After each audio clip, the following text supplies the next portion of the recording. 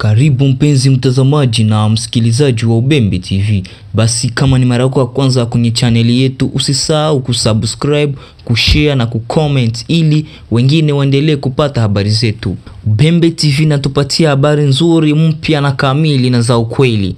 Habari na hali inayoendelea nchini Kongo. Karibu mpenzi mtazamaji, tukupashe. Olivier Kamitatu, porte-parole wa Moise Katumbi, amependekeza kuundwa kwa Jamhuri ya Shirikisho katika Jamhuri ya Kidemokrasia ya Kongo. Inakubaliwa na changamoto za sasa. Inamaanisha kama Olivier Kamitatu anatetea uhuru wa mkoa. Anataka mazungumzo ya kitaifa kujadili mageuzi haya. Amesema lengo lake ni kuirudisha Kongo katika taifa lenye mafanikio zaidi na haki. Anapendekeza kuorodhesha ramani kulingana na mkoa wa zamani wa ukoloni na utegemezi, akiamini hii inaweza sababisha utawala wa karibu. Olivier Kamitatu amesema ya kwamba inapaswa kuhifadhi sehemu kubwa, yani 60% ya mapato yanayotokana na rasilimali zao za asili, wakati 30% ingeenda kwa serikali kuu kwa misheni ya kitaifa kama vile ulinzi, diplomasia na usalama. Huko 10% inawekewa. Olivier Kamitatu amesema ya kwamba mtindo huu wa shirikisho ungeboresha usimamizi wa changamoto za usalama na kukuza usawa wa kiuchumi kati ya mkoa na msaada ulioongezeka kwa eneo ya kihistoria. Hii inaonesha kuwa swala la mageuzi ya serikali kwa sasa ni hatua ya mgawanyiko kati ya watendaji wa kisiasa nchini DRC. Habari na hali inayoendelea nchini Kongo. Karibu mpenzi mtazamaji, tukupashe.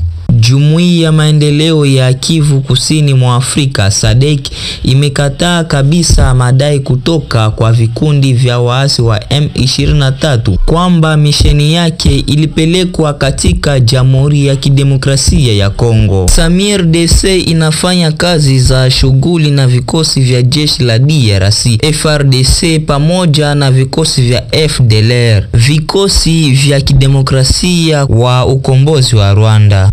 Lundi 14 Avril, SADC alielezea madai haya kama sahihi na ya kupotosha. Bloki ya kikanda isisitiza kwamba DRC haijashiriki katika shughuli zozote za pamoja kama inavyodaiwa na M23. Mashtaka ya M23 yaliyotolewa katika mkutano wa April tariki 12 yalifuata mapigano huko Goma na kudai kwamba vikosi vya SADC vilikuwa vikishirikiana na FRDC na wazalendo katika hatua za kijeshi. M23 baadaye ilidai uondoaji wa haraka wa vikosi vya SADC. SADC ilijibu kwa kusema kwamba DRC kwa sasa hanatumia uondoaji ulioandaliwa na uliorabitiwa kutoka kwa DRC. Kulingana na maagizo kutoka kwa mkutano wa SADC wa wakuu wa nchi na serikali. Habari zinatupeleka huko Kivu Kusini na Kivu Kaskazini.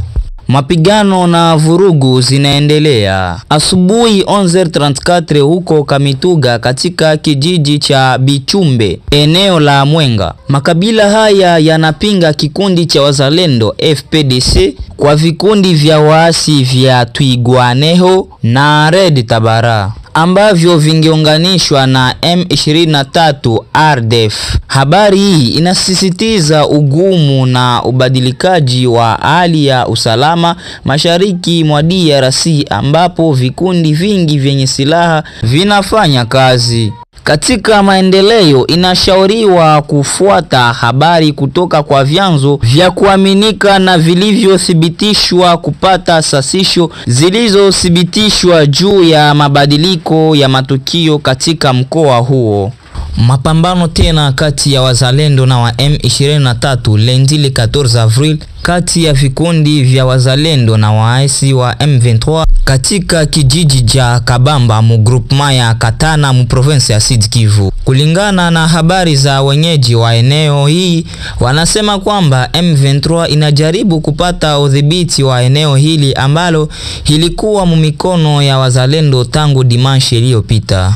Sud Kivu inaingilia kati katika muktadha wa mkoa wa wakati, na licha juhudi za kidiplomasia zinazoendelea kupata mizio la amani kwa mzozo ambalo unakasirisha mashariki mwa Jamhuri ya Kidemokrasia ya Kongo. Hali iliyo kwenye ardhi inabaki kuwa tete sana, na idadi ya watu wa raia hushikwa tena kwenye mapigano haya.